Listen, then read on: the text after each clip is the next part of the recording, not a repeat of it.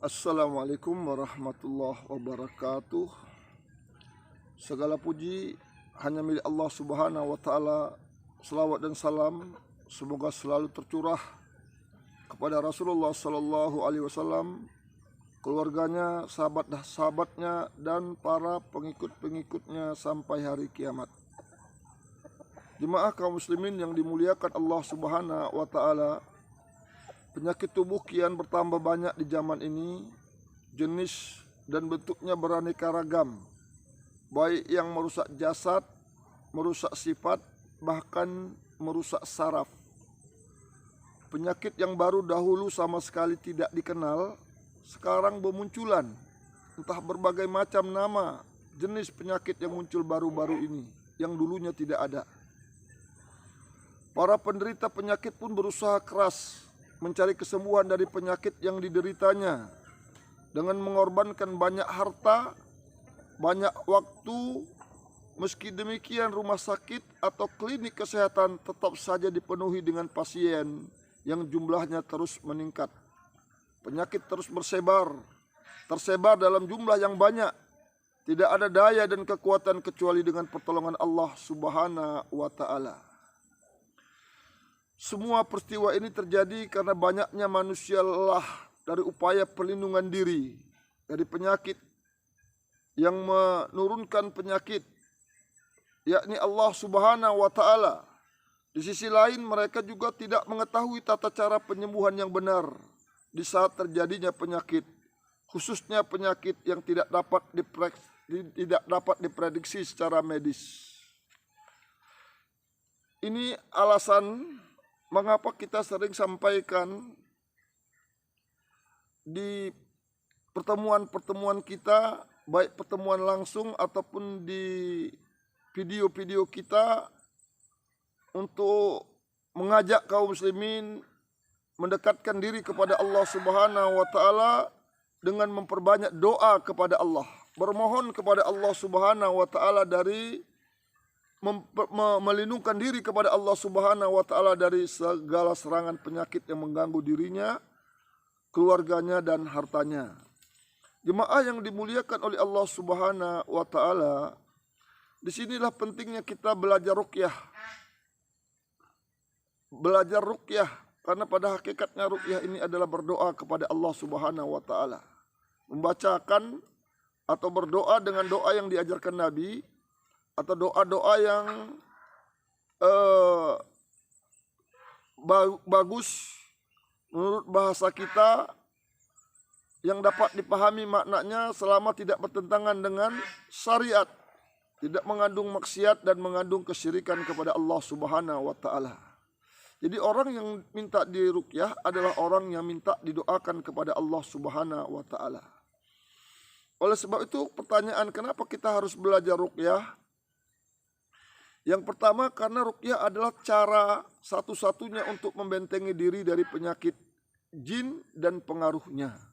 Kalau penyakit itu penyakit jin, gangguan jin, penyakit non medis yang tidak dapat diprediksi oleh medis, maka tidak ada cara lain kecuali dengan ruqyah syar'iyah. Berdoa dengan membacakan ayat-ayat Quran, minta kesembuhan, minta perlindungan kepada Allah Subhanahu wa taala, agar Allah Subhanahu wa taala mengangkat seluruh penyakitnya, menghilangkan semua pengaruh-pengaruh penyakit di tubuhnya. Berikutnya, kenapa kita harus belajar ruqyah? Karena takut ancaman Allah jika datang ke dukun. Karena kalau tidak banyak tukang ruqyah, nggak ada orang yang bisa meruqyah di daerah tersebut, maka orang datangnya ke dukun kalau penyakitnya non medis. Maka kita takut kepada Allah. Nabi kita telah mengajarkan dan mencontohkan untuk berlindung kepada Allah dari penyakit-penyakit dan gangguan-gangguan jin. Seperti Nabi berdoa kepada Allah, A'udzu billahi samiil alim minas syaitonir rajim min hamzihi wa nafthihi wa nafthihi. Aku berlindung kepada Allah yang maha mendengar dan maha mengetahui dari setan yang terkutuk, dari semburuannya, dari kesombongannya, dan dari hembusannya. Jadi berlindung kepada Allah Subhanahu wa taala. Karena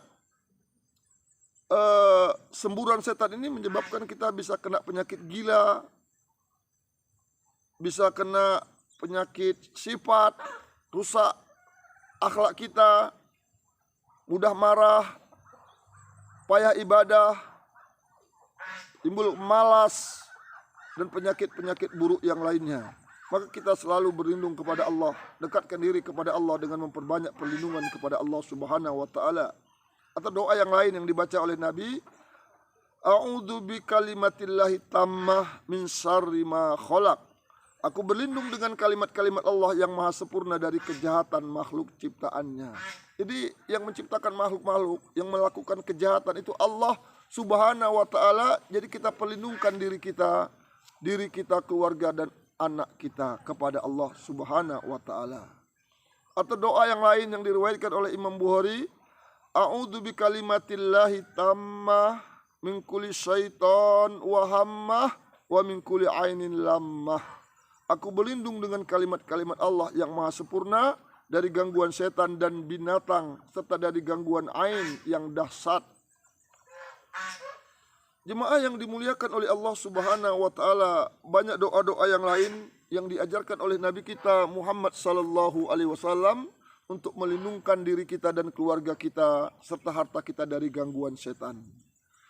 Islam melarang keras datang berobat kepada dukun, datang berobat kepada orang pintar, kepada paranormal yang pengobatannya minta tolong kepada jin.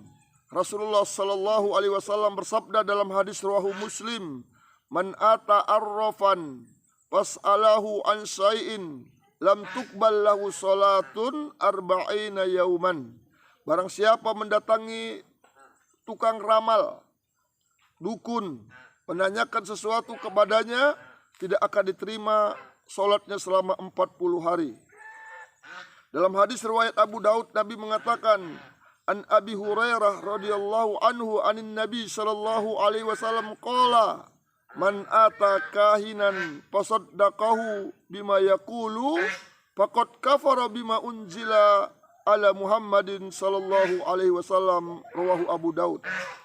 Dari Abu Hurairah radhiyallahu dari Nabi sallallahu alaihi wasallam, beliau bersabda, barang siapa yang mendatangi dukun dan membenarkan apa yang dikatakannya, maka sungguh telah kafir terhadap apa yang diturunkan kepada Muhammad. Jadi perbuatan datang ke dukun, minta tolong kepada dukun, itu perbuatan yang terlarang. Yang dikatakan dukun di sini adalah orang-orang yang mengetahui yang gaib. Kalau kita datang kepadanya, oh ini kamu kena apa ini, kena gangguan jin. Ini kakek kau yang nggak senang yang sudah meninggal tuh, roh kakek kau apalah namanya, atau ada orang yang nggak suka kamu dikenai orang benci, orang apa, atau ada yang menggandoli di punggungmu ini, dia nampak makhluk-makhluk yang lain, itu adalah dukun. Karena Allah sudah mengatakan dalam surah An-Naml ayat 65, la ya'lamu man fis samawati wal ardi al-ghaiba ilallah. Tidak ada makhluk yang di langit dan di bumi yang mengetahui yang gaib-gaib kecuali Allah. Tidak ada manusia yang dapat melihat jin. Kalau ada orang indigo bisa melihat dunia lain, bisa melihat jin, katanya itu di matanya sarafnya itu ada jin, dipakai jin. Maka itu perlu diruqyah dengan benar, diterapi dengan bagus supaya jinnya